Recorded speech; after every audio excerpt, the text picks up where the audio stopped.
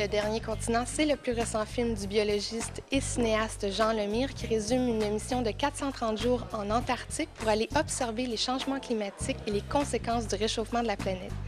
Je m'attendais à un documentaire très factuel, très écologique, mais à ma grande surprise, je suis tombée en plein milieu d'un documentaire très humain qui exprime l'isolement, mais aussi la cohabitation à bord du Sedna 4. J'ai rencontré Jean Lemire et Mariano Lopez, deux membres de l'équipe qui a enfin conquis l'Antarctique. Quand l'hiver frappera nos portes et que la majorité des scientifiques qui étudient ce territoire quitteront vers le nord, ils demeureront.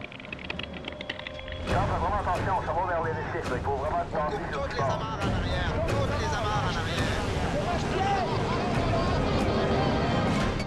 Après le départ du brise-glace, vous serez captif sur ce bateau-ci pendant 9 mois. Quel genre de profil ça prend pour partir sur une mission comme celle-là pendant 1 an et demi? C'est pas n'importe qui peut vivre une occasion comme celle-là, j'imagine. Ça prend certainement une bonne dose de détermination, une bonne dose de folie également.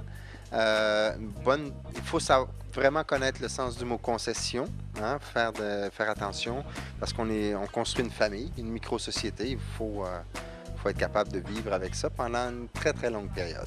Est-ce qu'il faut scénariser une partie du travail avant de partir? Moi, je travaille avec des scénarios toujours très, très élaborés. Je viens plus du monde de la fiction, alors je travaille beaucoup, beaucoup avec des scénarios. Évidemment, ces scénarios-là, ils changent, ils évoluent. Au point de départ, on ne pensait pas changer de site d'hivernage. On pensait qu'on allait être dans la glace pendant 9 mois. Ça n'a pas été le cas. On a failli perdre le bateau. On a renvoyé le capitaine. On n'avait plus de capitaine et on s'est retrouvé orphelin dans la nuit, réfugié. J'ai été obligé de modifier le scénario en conséquence, évidemment. Mais il y a des structures cinématographiques que j'avais planifiées dès le départ. La boucle, évidemment, toute l'ouverture, les plans d'ouverture, les mouvements de grue et tout ça, c'était planifié au point de départ. Mais on s'est fait avoir par notre propre histoire. Nous, on est partis là-bas pour documenter les effets des changements climatiques. On est devenus des victimes des changements climatiques. Vous êtes quand même le chef d'émission, vous êtes responsable des gens qui sont à bord. Est-ce que vous avez eu, à un moment donné, un instant où vous avez dit « Mais qu'est-ce que j'ai fait? Qu'est-ce qu'on fait ici? On ne devrait pas être ici tout le monde ensemble? » Moi, j'ai toujours eu des doutes pour les autres, de les avoir entraînés là-dedans. Quand, à un moment donné, on était sur le point de perdre le bateau, là, c'était de ma faute. Hein. Si ça tournait mal, c'était de ma faute. Il n'y avait pas d'autres coupables que moi. J'avais en plus travaillé très fort au niveau de la préparation, choisir le site d'hivernage qui n'était pas une bonne décision au point de départ. Donc, je me sentais coupable, c'est certain. Et quand il y a eu le temps de sortir le bateau de la petite baie, Mario, notre maître d'équipage, s'occupait de tout ce qui était manœuvre sur le pont. Moi, je me suis retrouvé derrière la roue à attendre au cas où on avait à sortir de là.